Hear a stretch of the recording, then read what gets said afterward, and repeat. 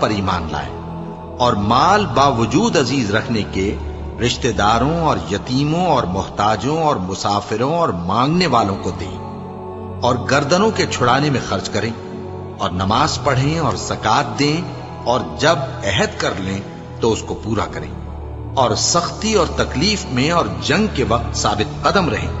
یہی لوگ ہیں جو ایمان میں سچے ہیں اور یہی ہیں جو اللہ سے ڈرنے والے ہیں۔ عصر کی قسم کہ انسان نقصان میں ہے